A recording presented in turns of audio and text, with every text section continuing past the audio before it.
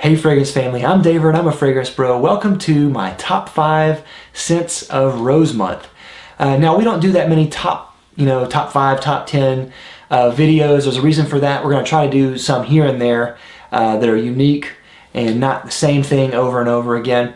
But I thought this was really interesting, and we got this request from a viewer who has asked me what my top 5 scents for Rose Month were. And I thought that was really good because we could go over some of these and kind of my reasoning for it and what they are. So number 5 is Pestum Rose by Eau d'Italie. This was a really good scent. It was rose with opopanax and incense and pink pepper, a lot of other things in there too. I believe there's myrrh in there. It has almost like a grape juice kind of feel whenever I smell it right away, and then it becomes kind of almost like a summer version, a summer flanker of Jubilation 25. And I thought that was a really good thing. Definitely one to go check out. Number 4 was Hippie Rose by Healy. This is one that really took me by surprise. I didn't think I would like this in a million years. This is patchouli and rose, a lot of patchouli, a lot of rose, and some incense, and even some citrus in there. And that combination was perfect. I thought it was really, really good. It's a very wearable fragrance, one that I would actually really want to buy. And it has pink juice, which is kind of a turn off for me, but it's very unisex as far as the scent goes, and just a really, really wonderful scent. The incense in that really just took it to another level and made it to where it wasn't just a boring rose patchouli combo. I mean, it was just great. Number 3 is Rose Barbare by Guerlain. This was one that I was looking forward to trying because Guerlain, again, like I said in the review, is one of the fragrance houses that is very old and classic and just really signifies quality.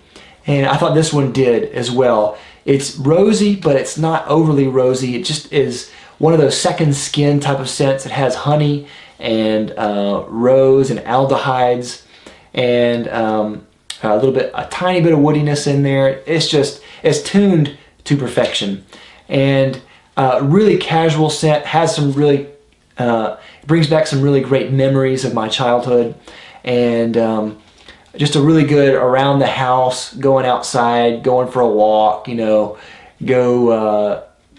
go to a flea market or a yard sale or something like that. I don't know, it just has like this very bright sunlight smell. Really, really nice. Number 2 is Windsor by Creed. And I had one person comment over and over again on certain videos that Windsor was going to be number 1. And I have to say it's not going to be number 1 for a couple different reasons. One of the main reasons is exclusivity.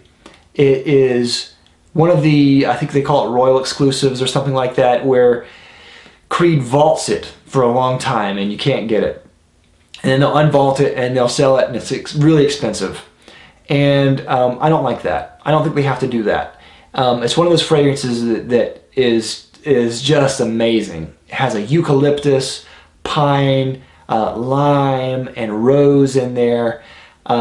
There's a gin note, which is supposedly juniper berry. It really works out well. But because it's so hard to find, I don't think it would be number 1 for me, just because I can't recommend it as the top one and create a lot of buzz for it when no one can get it. And also too, it's because of that, it would be one that I wouldn't wear a lot. So if it's so expensive, like we actually looked and we found a bottle from a friend recommended we get a bottle, but it was so expensive. You can only get, at that time I could only get like a certain small bottle. So even if I tried to split it and kind of have everyone kind of experience it and absorb some of the cost, it still would have been like $5 a mil or something ridiculous, maybe even more. I mean, it was stupid. And so if I were to buy it and it would be that expensive, it would be something I would wear so rarely that it would be hard to enjoy. So it couldn't be number 1 for me. But it's amazing. And if you ever get a chance to smell it, or if you ever have a chance to buy it, buy it. My number 1 rose scent this month has to be Ombre Nuit by Dior. It is ambergris and pink pepper and rose, and ooh, it's just amazing. Really, really good. It is very, very wearable. It's very affordable. It's one of the shining lights in the Dior Privé collection. I really like that collection in general, but this was easily one of the better ones. And it's just an amazing scent. So I got some comments that people were talking about how it's not necessarily, people were saying it's not necessarily a rose scent. And I can see that as well. There's definitely rose in there, and I can smell the rose. But as I said in the review, it's a hidden rose. And it's not as apparent as like the pink pepper, as the ambergris, and I think there's some citrus in there. It's not as apparent as those, but it's there. And Dior even markets it as a rose scent. If you look at pictures of Ombre Nuit, just Google Ombre Nuit and just look at the pictures, you'll see a picture of the bottle with these dark roses behind it. And so it's definitely marketed as a rose scent, but the rose is not as apparent as maybe a rose like Hippie Rose or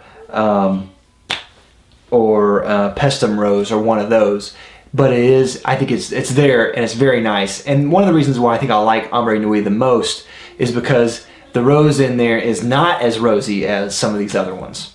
So that's my top 5. I do have 2 runners-up that I'll go over pretty quickly. One runner-up being Liaison Dangereuse by Guerlain. I like that one a lot. That one's black currant and peach and coconut, and is really, and rose of course, and it's really nice. It's got this really great depth to it, and is very clean. It has kind of a dry down that reminds me a little bit of Millésime Impériale by Creed. Really good. And my next runner-up is La Fille de Berlin by Serge Lutens. Really love that.